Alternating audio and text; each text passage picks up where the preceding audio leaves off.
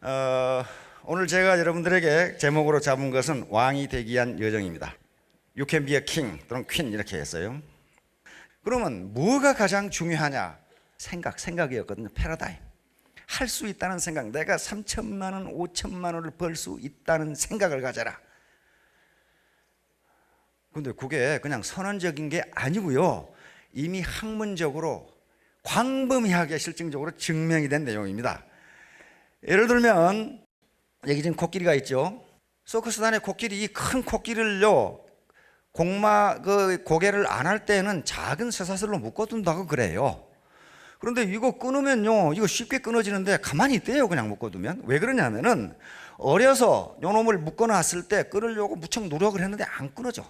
안 끊어지니까 아하, 쇠사슬은 끊을 수 없다, 이렇게 된 거예요. 나는 할 수 있다가 아니고 나는 할 수 없다는 생각이 각인된 거예요.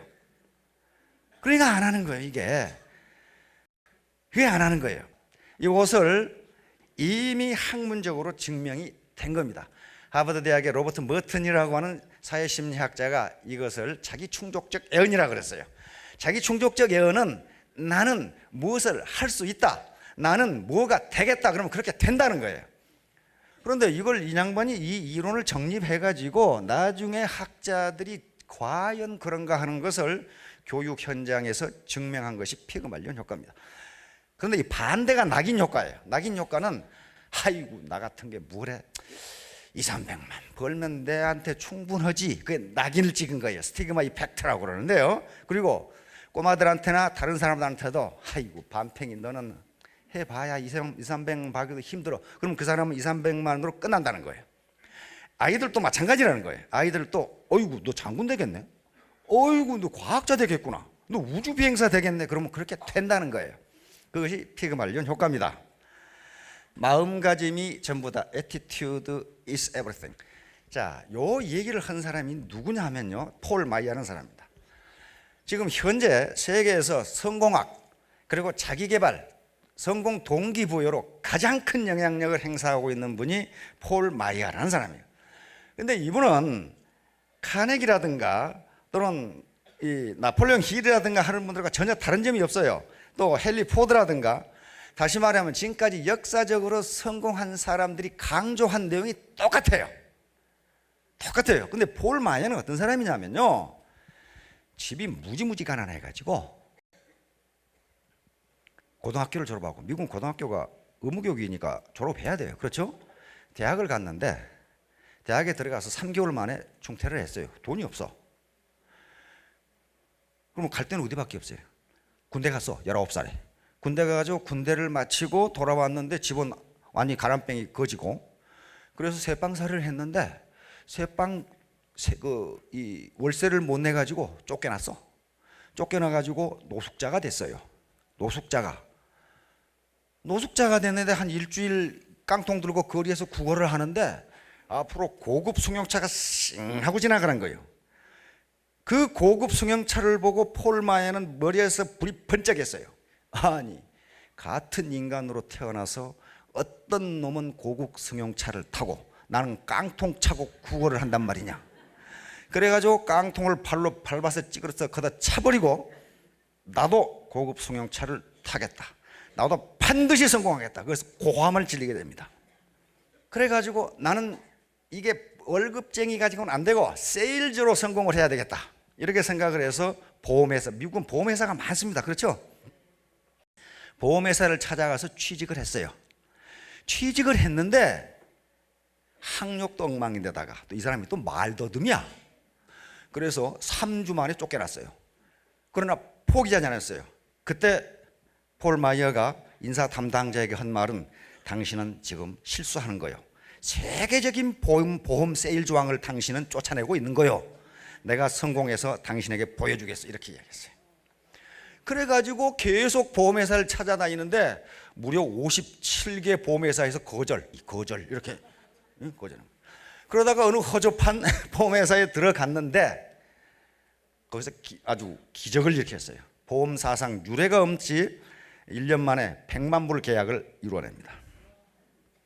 그리고 2년 만에 400만 불 계약을 이루어내요. 그래서 27세에 백만장자가 돼서 기네스북에 등재가 됩니다. 이게 폴 마이야라는 사람이에요. 지금은 금융이라든가 부동산, 인쇄, 그다음에 제조업 등 무려 40여 개의 기업을 거느린 세계 최고 부자 중에 한 사람입니다. 그런데 이분이 돈을 버는 것으로 끝났다면 우리가 여기서 그런 얘기 할 필요 없어요. 돈 버는 사람 얼마나 많아요. 그런데 이 사람이 30대에 들어서 내가 왜 성공을 했는가를 연구하기 시작했어요. 왜냐하면 나같이 노숙자에게도 희망을 줘야 된다고 생각을 했어요. 나같이 가난뱅이에게도. 그래서 내가 어떻게 성공했는가 하는 걸 연구를 해서 지금까지 평생을 하고 있어요. 요게 들고 있는 게 뭐냐면요, Attitude is everything이라는 거예요. Attitude is everything. 요거예요. 그래, 이게 무슨 말이에요? 태도가 모든 것이다. 다시 말하면 당신이 긍정적인 태도를 갖느냐, 부정적인 태도를 갖느냐, 내가 왜 성공했는가를 말아보니까 이게 전부더라. 그런 말이에요. 애티튜드는 태도 또는 마음가짐이에요. 당신이 긍정적인 마음가짐을 갖느냐, 생각을 갖느냐, 또는 부정적인 생각을 갖느냐가 성공의 전부더라. 그런 얘기예요. 지금 영화에 들고 있잖아요. 지금 산 정상에 올라가서 정상에 올라가 이것밖에 없더라. 애티튜드. 다시 말하면 내가 성공할 수 있다, 나는 성공하겠다, 그런 애티튜드를 가지면 성공하더라. 그러게. 아이고, 나 같은 게 뭐 그냥 서민으로 살지, 그러면 그렇게 살더라는 거예요. 그래서 이 양반이 결론적으로 해놓은 게 이 말이에요. 이게 지금 애티튜드예요. 봅시다. Whatever you vividly imagine, 무엇이든지 생생하게 흐리멍텅하게, 그죠, 좋은 집이면 좋지, 그게 아니고 vividly, 생생하게, 아주 영화를 보듯이 그래라. 그런 말이에요. 지금 어제 우리 박영길 회장님 한 말하고 똑같지요. 누가 베꼈는지를 지금 모르겠어 지금 이게. 왜냐하면 이거 베끼고 아니고가 아니고요, 성공한 사람은 똑같아. 포드도 똑같고 카네기도 똑같은 얘기를 해요. 그 다음에 ardent desire, 이게 뭐예요? desire, 그냥 희망이 아니고 desire예요. desire. 그것도 ardently, 열렬하게 원하고, 내가 꼭 돼야지, 꼭 나는 부자가 돼야지, 이렇게 열렬하게 ardently desire. 호흡이 아니고요, 호흡. 그냥 막연한 희망이 아니고 desire인데 ardently desire. 그 다음에 sincerely believe, 믿는데 그냥 믿는 게 아니고 아주 진지하게, 나는 매월 5천만 원을 벌 수 있다, 나는 그런 사람이다, 이렇게 믿으라 그 말이. sincerely believe and enthusiastically act. 이건 열정적으로, 그 말이 열정적으로 act of, 행동으로 옮기면, 엉덩이 붙이고 앉아 있으면 안 된다, 그런 얘기예요. 지금 열정적으로 옮기면 open must inevitably come to pass, 이루어진다, 그 말이. come to pass, 이루어진다. 근데 그냥 이루어질 수도 있고 안 이루어질 수도 있고, 그렇게 한 게 inevitably, 반드시, 그 말이에요. 거기다 must를 또 붙였어요. 반드시 꼭 이루어진다. 이게 뭐예요? 이게 attitude. 내가 어떤 태도를 갖느냐, 이게 전부더라는 거야. 내가 왜 성공했는가를 연구해 보니까. 자, 이제 왕이 되기 위해서 떠나야 되는데, 현대의 왕은 일반적으로 돈으로부터 자유, 시간으로부터 자유, 그리고 봉사와 기여로부터 자유를 가지고 있어요. 자기 거 다 자기 건데 자기가 쓰고 싶은 대로 쓰고 베풀고 싶은 대로 베풀고 그러죠. 그러나 가난뱅이 보통 사람들은 안 돼요. 돈으로부터 구속, 시간 구속, 기여로부터 구속, 다 구속받는 게 이게 보통 사람이란 말이에요. 왕이 된다는 것은 그러니까 돈과 시간으로부터 자유, 그리고 봉사와 공헌으로부터의 자유야. 내 마음대로 봉사할 수 있고 공헌할 수 있다, 그런 사람이란 말이에요. 그런데 그렇게 되려면 왕이 돼야 되는데, 왕이 되는 게 쉬운 일이 아니다, 그 말이에요. 세상에 공짜가 어디 있어요. 왕은 보통 힘든 게 아니에요. 왕이 되려면 힘든 여정을 출발해야 되고, 왕이 되려면 일단 왕의 후계자가 돼야 되는데, 후계자 길을 한번 떠나보자, 그런 말이에요. 얼마나 험난한 길인지 한번 떠나보자. journey to be a king or king이야. 자, 그러면 테세우스의 길을 따라서 가보겠습니다. 자, 우선 테세우스가 누구냐 하면은, 이건 우리 단군 신화가 있듯이 그리스의 건국 신화가 있습니다. 그러니까 그리스 신화, 그리스 로마 신화가 뒷짬뽕이 돼 가지고 이제 드디어 우리 같으면 단군 신화에 내려가는 우리 조상은 테세우스다, 이렇게 이제 우리의 첫 왕은 테세우스다 이렇게 되는데, 이 테세우스야. 어느 나라 건국 신화나 비슷해요. 아테네, 그 당시에 이 도시국가니까 아테네 왕이 아이게우스라는 왕이 있는데 마누라를 둘이나 얻었는데 아들을 못 낳아. 아들을 못 낳으니까 다음 후계자를 동생들이 노려. 우리 형만 죽으면 자리는 내 거다. 그 다음에 사촌들이, 그 사촌 조카들이, 우리 삼촌만 죽으면 내 거지. 이러고 전부 노리고 있으니까 어떻게 됩니까? 전부 다 호시탐탐 노리고 있고, 다음에는 반드시 피 튀기는 싸움이 벌어지죠. 그래서 아이게우스 왕이 그 당시 그리스에서 신탁으로 유명한 델파이의 아폴론 신전으로 가게 됩니다. 어떻게 하면 아들을 낳는지 신탁을 받으러 갔어요. 그랬더니 아주 괴상망측한 신탁이 주어졌어. 뭐라고 주어졌냐면은 술통의 뚜껑을 열지 말라, 뚜껑을 열면 아들을 얻으리라, 이렇게 딱 나왔단 말이에요. 이게 뭐 말인지 모르겠어. 그래서 돌아오다가 트로이전에 자기 친구한테 들려서 그 얘기를 했어요. 술통의 뚜껑을 열지 말라, 술통의 뚜껑을 열면 아들을 얻으리라.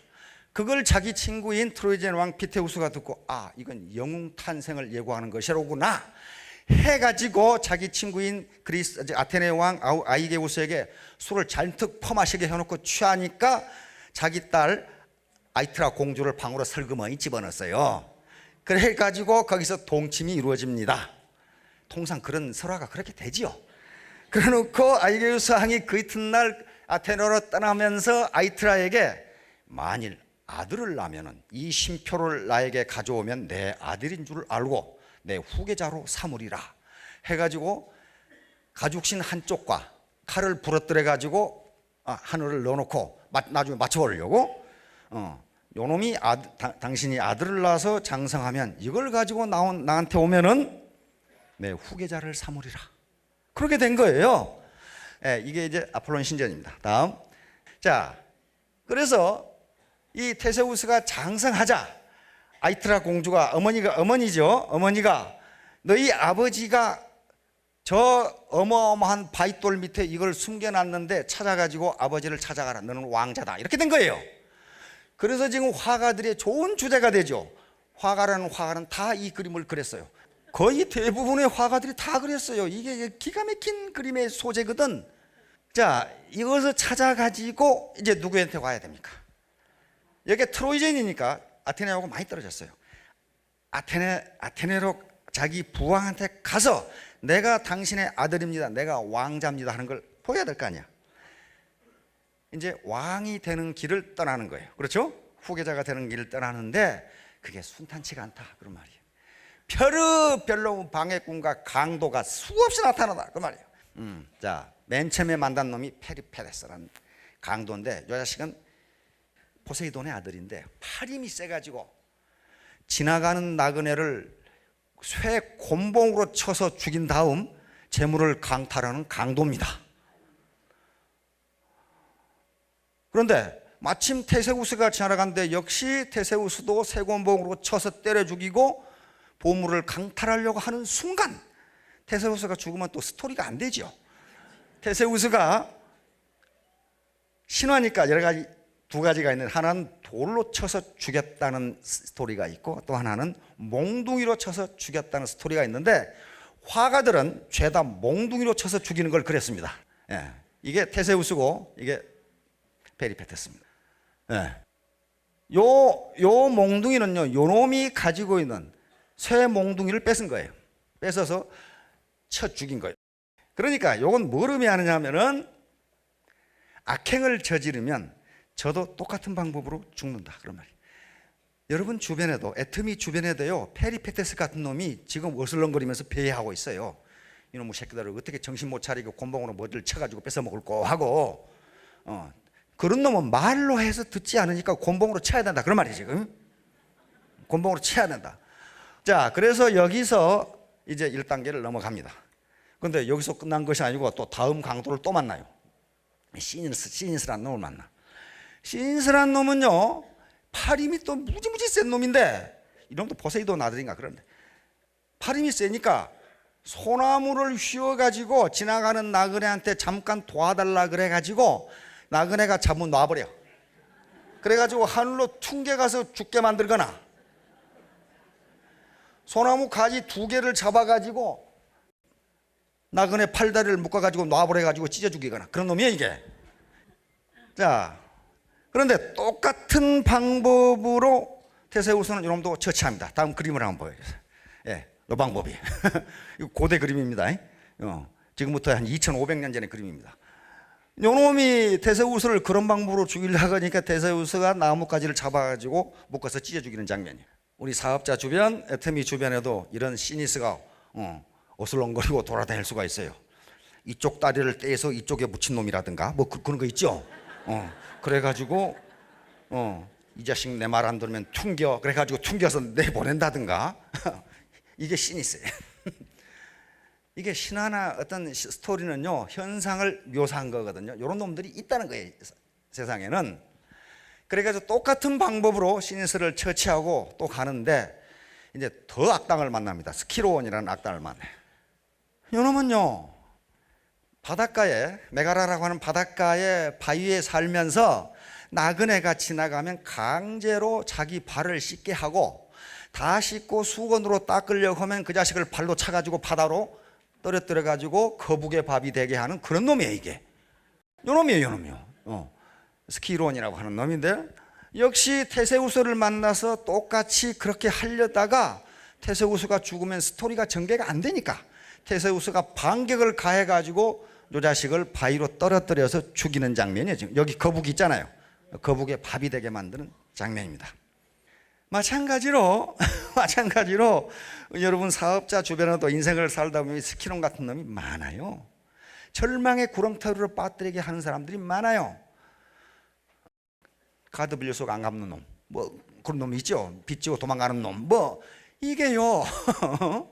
배팅 쳐가지고 빚지게 만드는 놈, 전부 다 절망의 구렁텅이로 빠뜨리는 놈들이에요. 이게 요건 어떻게 됩니까? 똑같은 방법으로 당한다, 그런 얘기예요. 테세우스 같은 강자를 만나면은 당한다. 자, 스키론을 처치하고 가다가 또 만난 게 프로크루스테스를 만납니다.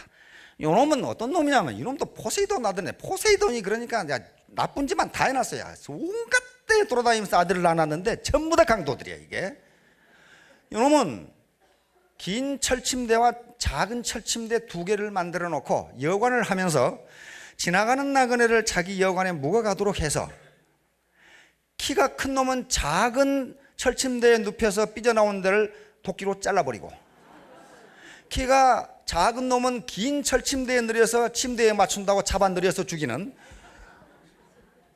이런 놈이 이게 프로크루스테스예요. 이게 요 삐져나온 놈을 여기 자른다 그 말이에요. 침대에 맞춰야 되니까, 자기 침대의 길이를 맞춰야 되니까 이렇게 한다 이 말이에요. 그런데 이놈이 또 테세우스에게 또 걸렸어요. 네. 테세우스에게 걸려서 테세우스도 잘려 죽이려고 했는데 테세우스가 발로 도끼를 걷어차고 그 도끼를 뺏어가지고 이놈이 키가 크니까 짧은 침대에 눕혀서 머리를 잘라 죽였다, 이렇게 나와 있어요.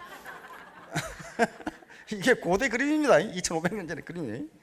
그러니까 누구에겐가 어떤 방법으로 해악을 가하면 저도 똑같이 당한다, 그런 얘기죠. 이 프로크루스테스의 침대는 그래서 학술 용어가 되어 있습니다. 심리학이나 학술 용어가 되어 있는데, 그것은 지 멋대로 기준을 정해놓고 모든 사람의 의견을 거기에 맞추는 것, 모든 사람을 거기에 갖다 맞추는 것, 이걸 또는 프로크루스테스 방법이라고 합니다. 남의 말을 듣지를 않아. 나는 2가지 원칙이 있어. 내 원칙이 안 맞으면 틀린 거야. 이런 놈이야. 원칙에서 벗어난 놈은 잘라버리고, 원칙에 부족한 놈은 잡아 늘리고, 그러니까 일종의 고무줄 잣대를 프로크루스테스의 침대라고 합니다. 역시 그런 짓 하다가 약자들은 당하는데 테세우스 같은 강자를 만나면은 저도 똑같이 당한다, 그런 말이에요. 저도 똑같이 당한다. 이게 우리 애터미 주변에도 또 요 가운데도요, 스폰서 파트너 관계수도 수두룩해요. 내가 보면 그건 틀렸고 내 말이 맞아. 아까도 어떤 분 그러던데, 그건 지 방법이란 말이에요. 지 방법. 그걸 원칙이라고 할 수 없어요. 그래서 자, 이런 사람들은 소위 우리말에 이연령 비연령이란 말이 있죠. 귀에 걸면 귀걸이, 코에 걸면 코걸이. 이런 인간들이에요. 이게 원칙, 우리 원칙 중심으로 써놨는데 원칙이 없는 거예요. 프린시플이 없으니까 지멋대로 하는 게 지멋대로. 이렇게 해가지고는 테세우스에게 죽는다. 지금 그런 얘기예요 지금. 자, 이게 바로 뿌린 대로 거둔다. 인과응보입니다. 다시 말하면요, 자기가 베풀면은 또 그 되로 주고 뭘로 받는다? 말로 받는다. 예. 이게 뉴턴이 얘기한 작용 반작용의 법칙이에요. 반드시 이건 자연 법칙이기 때문에요. 인과응보, 뿌린 대로 거둔다는 건 자연 법칙이니까 바꿀 수가 없어요. 바꿀 수가 없어요. 내가 이분에게 친절하게 하면 이분이 나에게 친절하게 하는 게 작용 반작용이에요. 내가 불친절하게 하면 불친절하게 해요. 이게 작용 반작용. 이게 뿌린 대로 거둔다. 인과응보의 법칙입니다. 이건 자연 법칙이니까 그대로 이루어져요. 그래서 선입관을 갖지 말라는 게, 내가 요 A라는 분에 대해서는 야, 저분 인상 좋은데, 이게 굉장히 유능하게 생겼어. 성실해 보여. 그런데 첫인상, 저 속은 전혀 모르면서 왜 저 인상이 좀 그렇지? 그러면 어떻게 되냐면 이분한테는 친절하게 해요. 그러면 이분은 굉장히 나한테 친절하게 하고 일도 굉장히 열심히 해요. 이분은 어떻게 합니까? 내가 잘 대답도 안 해주고 잘 안 대해주면 저분도 나한테 여기 리스판스가 별로 좋지 않아요. 그럼 어떻게 합니까? 과연 내가 사람 보는 눈이 있어? 내 말이 맞다니까. 근데 그 말이 맞는 게 아니고, 아까 자기 충족적 예언처럼 그렇게 생각하면 그렇게 되는 거예요. 그거예요. 바로 attitude. 태도가, attitude is everything. 태도가 어떤 태도를 갖느냐에 따라 그게 전부다. 지금 그런 얘기예요. 지금 폴 마이야가 얘기하는 것처럼. 자, 그래서 요 패러다임에 저는 이 사고의 틀을 바꿔야 돼요. 사고의 틀을 바꾸지 않으면요, 결코 애티튜드가 바뀌지 않는다는 거예요. 자, 스폰서십, 돈을 찢지 말라. 이제 저 리더가 되실 분들이고, 아이고 나는 쫄병인데, 그렇지가 않아요. 붙어 있으면 리더가 되고, 또 적어도 셀프 리더입니다. 자기 자신은 자기가 리드해야 돼요. 자기 자신은 리더가 돼야 됩니다. 자, 어떤 꼬맹이가 돈만 주면 찢어. 그러니까 심부름도 시킬 수 없고, 그 다음에 세뱃돈도 줄 수 없고, 돈만 받으면 찢어. 젊은 엄마가 무지무지 고민이야. 그래서 동네 병원에 데려갔어. 동네 병원에서 의사가 주니까, 돈을 주니까 아니나 다를까 팍팍 찢어버려. 그러니까 의사가, 이런 병원 처음인데요, 큰 병원으로 가보시죠. 뭔가 심각한 문제가 있습니다. 큰 병원으로 가서 의사가 돈을 주니까 아니나 다를까 팍팍 찢어버려. 그러면서 큰 병원에서 의사가, 이런 병은 아직 연구된 바가 없습니다. 매우 심각한 문제가 있는 것 같은데 연구를 해보겠습니다. 더욱 고민이죠. 그래서 기댈 데가 없으니까 목사님한테 가서, 우리 아이가 이렇게 돈을 찢는데 목사님 어떻게 하면 좋겠으면 기도라도 해주시죠. 그러니까 목사님이 아무렇지도 않다는 듯, 데리고 오세요. 그랬단 말이에요. 목사님한테 데리고 가서 목사님이 돈을 주니까 역시 빡빡 찢으려고 하는 순간, 이놈 새끼 찢지 마! 뭐 탁 뒤통수를 치니까 깜짝 놀래가지고, 찢기만 해봐 이놈 자식. 그 뒤로는 돈을 안 찢어. 그러니까 그 꼬맹이는 돈을 찢는다는 행위가 나쁜 건지 뭔지 지금 모르는 거예요. 그런데 그걸 찢지 말라고 가르쳐줘야 되는데 왜 그럴까 하고 연구하니까 이게 복잡해진 거란 말이에요. 여러분, 파트너 중에 그런 분들이 있으면은 스키론이라든가 페리페데스라든가 프로크루스텍에서 행동하는 사람이 있으면은 그러지 마 하고 얘기를 해야 된단 말이에요. 왜 저 사람이 저럴까? 성장 환경에 문제가 있나? 그렇게 행하면 안 된다는 거예요. 직접적으로 얘기해 주시고요. 또 우리가 늘 얘기하지만은 이 반팽이들은요, 간접적으로 얘기하면 잘 몰라요. 그게 무슨 말인지를 몰라. 그러니까 찢지 마 하고 탁 얘기를 해요. 뜯어 먹으려면 뜯어 먹지 마, 이렇게 얘기를 해줘야 그 알아요. 다시 말하면 스폰서십은요, 반드시 스폰서십을 발휘해야 되는데, 저 말이 무슨 말인가 그렇게 발휘하면 안 된다 그러면 구체적으로 지적을 해야 돼. 당신은 이게 틀렸어. 사업 방법이 이게 틀렸어. 이렇게 해야 돼. 이게 원칙이야. 그래야만, 왜? 그분이 사람이 나빠서 그런 행동을 하는 게 아니라 몰라서 그런 경우가 많단 말이에요. 몰라서 그렇게 하는 게 정통인 줄 알고 그러는 경우가 있으니 가르쳐주라. 가르쳐주라. 이게 스폰서십이에요. 그런데 어디 우리 지금 탑 리더들은 정말 또 밑에 이 사업자들은 발에 고무 타는 냄새가 나도록 뛰고 있는데 일부 중간 여기 계시는 분은 아니에요. 왜? 그분들은 지금 여기 오지를 않았어요. 지금 일부 중간 리더들이 방콕하고 계셔가지고 구렁이 알 빼먹고 돈만 빼먹고 있는 사람, 수당만 받아먹고 있는 사람들인데 이건 리더가 아닙니다. 리더는요 반드시 스폰서십을 발휘해야 돼요. 내 수당이 누구의 노력에 의해서 들어오는가를 감사하지 않으면요 그건 리더가 아니에요. 노블리스 오브리지입니다. 이 말 들어보셨죠? 고귀한 자의 도덕적 의무예요.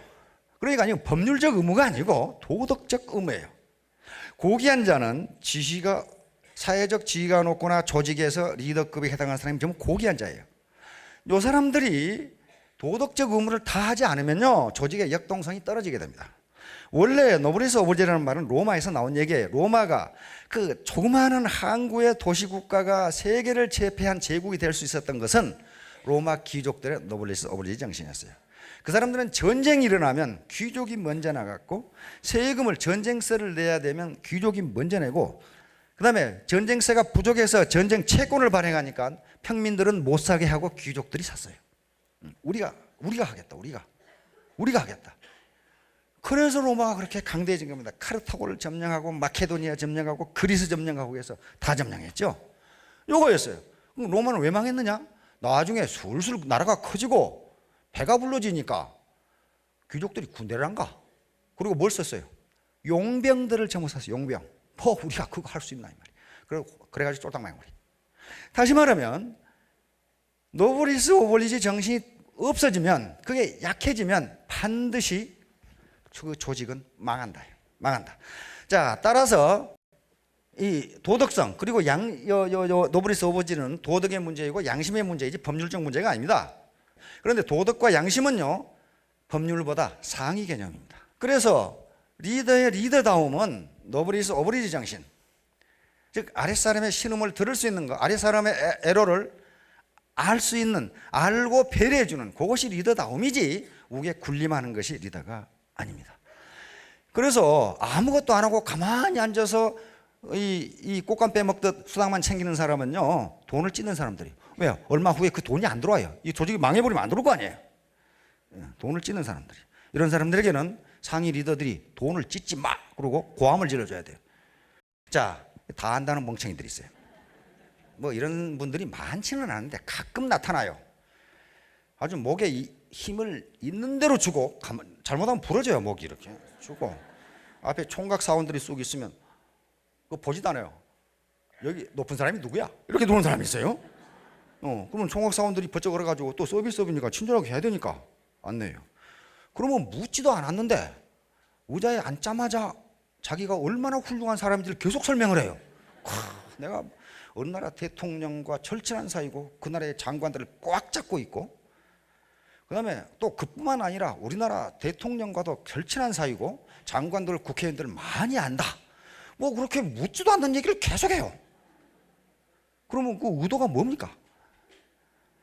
어디 총판권을 달라든가 자기를 리더로 영입하라든가 안 그러면 뒤탈이 있을 때 봐줄 테니까 돈을 내라든가 뭐 이런 얼간이들이에요 이게 이제. 그러면 그분들은 어떻게 해야 됩니까? 아주 정중하게 모셔야 되겠죠. 아이고 그러십니까? 여기는 밤팽이들이 먹고 사는 회사입니다. 선생님 같이 훌륭하신 분은 국가와 이 인류를 위해서 더 훌륭한 일을 하셔야 안 되겠습니까? 이렇게 쑥 하면은 그때부터 뭐 꼭 그런 건 아니고 뭐 이제 이렇게 이제 그게 멍청이들이에요. 그러니까 시끄럽게 짖는 개는 물지 않는다고 그럽니다. 왜냐하면 지가 무서워서 짖는 거예요. 지가. 살아온 개는 가만히 있어요. 이렇게 가만히 있으면 무서운 거예요 그거. 근데 막 찢어지는 게 있어요. 귀가 찢어지게. 그건 지가 도망가면서 그래. 그렇죠. 이렇게 폼 잡는 사람은 별거 아니에요. 자, 모든 인간은 무식하다. 이거 어떤 철학자가 한 말인데요. 그 말은 무슨 말이냐면 모든 인간은 무식하다. 왜냐하면 지가 아는 것 외에는 모르니까. 그래서 일반적으로 공부를 한다는 것, 지식을 넓힌다는 것은요, 뭘 의미하냐면 내가 뭘 모르는가를 확인해 가는 과정이에요. 저 같은 경우도 공부한다 치고 한 40여 년 했는데 지금도 그래요. 아이고, 내가 이런 것도 몰랐나. 아이고, 나 같은 바보도 있나. 이렇게 된단 말이에요. 공자 제자 중에 번지라는 사람이 있습니다. 46살 차이니까 굉장히 어른하고 아이 차이죠. 어느 날 번지가 공자님께 물었어요. 공자님, 농사 짓는 법을 좀 가르쳐 주세요. 공자의 대답이 나는 농사 짓는 농부만 농사를 모른다. 이렇게. 그러면 채소 기르는 법이라도 좀 가르쳐 주세요. 공자가 모를 턱이 있어요. 그러나 더 몰라. 그렇죠? 농사 짓는 늙은이보다 내가 더 모른다 그랬어요. 채소 가꾸는 법을 가르쳐 주세요. 그러니까 채소 가꾸는 법은 채소 농사 짓는 농부만 나는 못하다.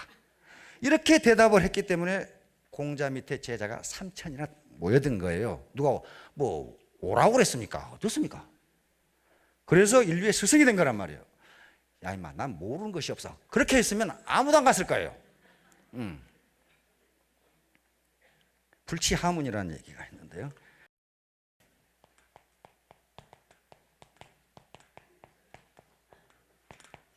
공자님이 어느 날 말을 타고 이 마부가 길을 가는데 길 가운데 꼬맹이가 앉아서 놀고 있어요.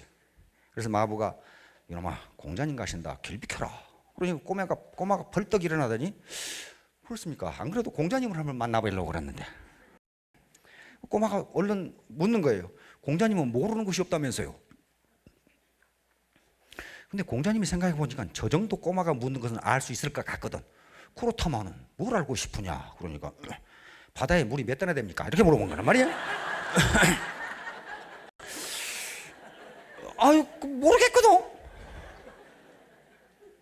그러니까 그 공자 체면에 꼬맹이가 묻는 것을 모른다고 할 수는 없고 너무 멀어서 그랬단 말이에요. 너무 멀다고 말이에요. 그렇습니까? 그러면 눈썹은 몇 개나 됩니까?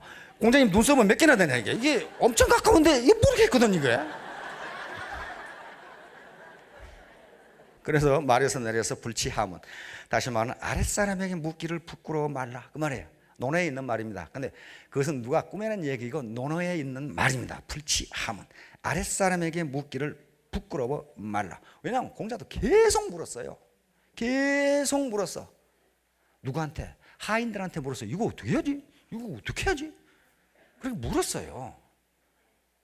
왜? 그건 공자도 공자가 아는 거 외에는 모르거든. 그렇잖아요. 그래서 인류의 스승이 되고 귀감이 된 거예요. 그렇듯이 우리 속담에도 나라님도 임금님도 농사 짓는 법은 농부에게 묻는다고 그랬어요. 그렇죠? 농부보다 대학의 교수가 농사 짓는 법을 알 턱이 없어요. 그래서 물어야 되는 거예요. 물어야. 여기에 내가 그래도 사회에서 고관대작이었고 무슨 대학을 나왔고 그래도 기업의 CEO였고 이사였고 그건 거기서 그러는 거예요. 애터미에 오면은요, 애터미에 오면은 왜 스폰서보다 더 몰라요. 그래서 낮아지라고 하는 겁니다. 그래서 애터미는 지금 네트워크 마케팅의 역사를 새로 쓴다고 하기 때문에 아무도 가지 않는 길을 가기 때문에 다른 네트워크 회사에서 선수라고 하는 사람들도 모른다 그런 말이에요. 몰라. 왜? 그 길이 가보는 길이 아니니까 모르는 거예요. 그래서 앞에 리더디 그다음에 우리 박한일 회장님 앞에 끌고 지금 죽을 둥 살 둥 가요. 왜? 안 가봤어 이런 길을. 누가 지금 선도자가 있었다면 그 길을 따라가면 되는데 간 길이 아니기 때문에 몰라요. 다 안다고 하는 놈들은 그래서 뭔가 착각하고 있는 거예요. 자, 다음 바로 삼인행 필요하사. 이것도 논에 있는 말입니다. 공자님이 하신 말씀입니다. 세 사람이 가면 그 중에 반드시 내 스승이 있다 그랬어요. 내 스승이 있을 수도 있고 없을 수도 있고 그 말이 아니에요. 반드시 있다. 필요하사라고 그랬다면 내 스승이 반드시 있다. 그 말은 무슨 말이에요? 모든 사람이 내 스승이다. 모든 사람에게 배워라. 이건 무식쟁이가 한 얘기 아니고 공자님이 하신 말씀이에요. 자, 그 다음에 볼테르. 프랑스의 계몽사상가죠. 볼테르가 하는 말. 자기가 똑똑하다고 하는 인간은 더할 수 없는 바보이다. 그랬단 말이에요. 근데 이게 미국의 최근의 경영학자가 임상실험을 해보니까 그게 맞더래요. 일반적으로 참 사회적으로 훌륭하고 똑똑하고 유식한 사람들은 항상 자기가 뭔가 부족하다고 생각해서 다른 사람 말을 듣고 공부하고 강의도 듣고 그러는데 자기가 알 만큼 알고 똑똑하다고 생각한 놈은 아무 말을 듣질 않는다는 거예요.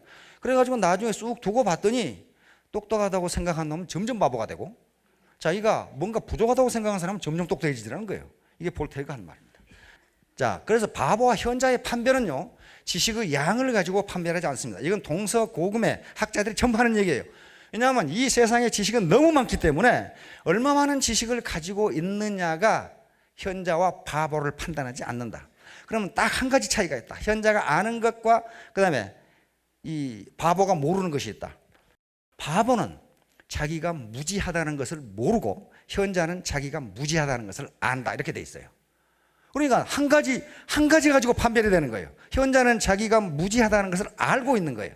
근데 바보는 자기가 무지하다는 걸 모르고 있어요. 이게 바보라 그 말이에요, 지금.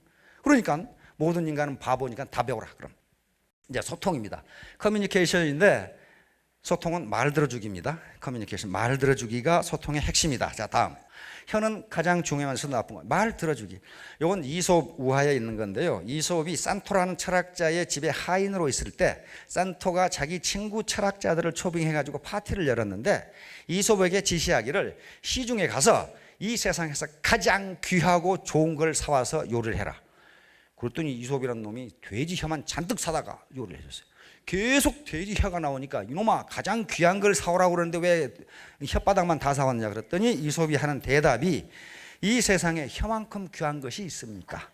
혀를 통해서 대화를 하고 정치를 하고 서로 사랑을 나누고 지식이 전파되고 그런 혀만큼 중요한 것이 없습니다. 그러나 그것을 퍼먹는 놈들은 하루 종일 그것만 퍼먹었으니 어떡하겠어요? 그래서 이 친구 철학자들이 불평을 하니까 내일 다시 오라. 내일 아주 맛있는 걸 해줄 테니. 그래서 산토가 다시 이솝에게 이 세상에서 가장 썩어 빠진 걸 사오라. 그래도 또 혀를 잔뜩 사왔어요. 야 이놈아, 어제 가장 귀한 거라더니 왜 썩어 빠진 걸 사오라는데 혀를 사왔느냐. 혀만큼 나쁜 것은 없습니다. 모든 분쟁과 갈등, 싸움이 요놈의 혀에서 나옵니다. 이거 가장 썩어 빠진 게 혀입니다. 요 얘기가 이솝우화에 있어요. 다시 말하면 우리가 이 말 한마디로 천냥빚을 갚을 수도 있고 말 한마디 때문에 상대방에게 상처를 주고 원수가 될 수도 있다. 그런 말이에요. 그러니까 말 조심하라. 말 조심하라. 다시 말하면 상대방에게 배려를 하는 말을 해야지 상처를 주는 말을 해서는 안 된다. 지금 그런 얘기예요. 자, 다시. 어느 도시에 정신병원이 여러 개가 있었는데 정말 모든 환자들이 몰리는 정신병원이 있었어요. 그리고 거기만 가면 정신병 환자, 정신병이라는 게 미친놈 그거 아닙니다. 뭐 스트레스라든가 뭐 우울증 그런 게 다 그런 관련이죠. 그런데 거기만 갔다 오면 환자들이 기분이 매우 좋아가지고 희덕거려. 다른 의사들이 저 의사의 비법을 비밀리 알아내야 되는데 아무도 몰라. 뭐 때문에 그렇게 치료를 잘하는지. 근데 그 간호사만 알고 있어. 어느 날 이 의사가 치료를 다 끝내고 간호사 이제 보청기 가져오세요. 다시 말하면 이 의사님이 귀가 멀어가지고 앞에 환자가 뭐라고 떠드는지 짜잔 대꾸라로 계속 듣고 있는 거야. 그러니까 이 환자가 자기 속에 있는 말을 죄다 퍼부니까 속이 시원한 거지. 이 의사가 한마디도 안 하고 계속 듣고 앉았거든. 그러니까 그냥 나오면서 전부 후 하면 시원하다 하면서 웃고 나오는 거야. 다시 말하면 남은 말을 들어준 것만으로도 그 사람의 병이 치유된다는 거야. 말을 들어주십시오. 스폰서의 말, 파트너의 말, 밑에 사업자의 말을 들어줘야 됩니다. 자기 말을 속사포식으로 하면 그거 안 돼. 자, 다음. 생명의 전화도 마찬가지입니다. 생명의 전화를 하는 분 얘기 들어보니까 특별한 기술이 있는 게 아니고 계속 맞장구 치면서 들어준대요. 그냥 들어주면 그 전화를 지금 자살하기 일보 직전인 사람이 자기 부모나 친구한테 얘기해도 그 말을 들어주질 않는데 미친놈 그러고 안 들어준대요. 자, 다음. 바로 slow but steady입니다. 느리지만은 꾸준하게. 사람의 건강 상태라든가 여러 가지 경험에 따라서 어떤 분은 한 달 만에 판매사가, 어떤 분은 6개월 만에, 어떤 1년간. 그러나 결국 저 고지에 올라가는 커브기예요. slow but steady. 자, 그 다음에 stay hungry, stay foolish. 배고픔. 다시 말하면 배고픈 것처럼 뭔가 이루려고 갈망하고. 이게 애티튜드예요. 갈망하고. stay foolish. 바보처럼 행동하라. 그런 말이에요. 우직하게 행동하라. 왜 스티브 잡스가 스테이 클레버 그런 말을 안 했단 말이에요. 그렇죠? 네가 영악하게 영리한 것처럼 행동하라. 그래가지고는 실패한다. Stay hungry, stay foolish. 바보처럼, 내가 바보처럼, 그 말은 무슨 말이야? 다른 사람 말을 듣고 계속 새로운 지식을 습득하고 패러다임을 바꾸고, 이게 stay foolish란 말이에요. 한금알을 낳는 골든, 이게 애터미는 한금알을 낳는 거입니다. 한금알을 낳는 거인데 적당하게 하루에 한 개씩 얻으면 되지. 딱 생각해보면 하하, 저놈의 패를 가르면 알이 몽땅 있을 것이다. 한꺼번에 갖자. 요거죠. 옳지, 요거 봐라. 여기서 계속 나오겠다. 요 자식 배를 갈라서 한꺼번에 했자. 아무것도 못 얻습니다. 생존. 이 애텀이라는 기업이 생존하지 못하면 하루에 하나를 얻는 황금알도 얻지 못합니다. 자, 결론을 얘기하겠습니다. 아까 제 말은 폴 마이어가 한 소리입니다. 폴 마이어가 기자가 어떻게 하면 성공할 수 있습니까? 어떻게 한마디 해주시오. 그러니까 한 말이에요. 이게 뭐라고 그랬습니까? 인생에서 실패한 사람의 90%는 진짜로 실패한 것이 아니다. 그들은 다만 그만두었을 뿐이다. 이건 이 양반이 책상에 앉아서 한 얘기가 아니고 지가 해보니까 그렇더라, 그 말이에요. 지가 해보니까. 자, 여러분, 끝까지 포기하지 마시고 거북이처럼 앞으로 전진하시면 반드시 성공 고지에 오르실 수 있을 겁니다. 모두 성공하시기 바랍니다. 감사합니다.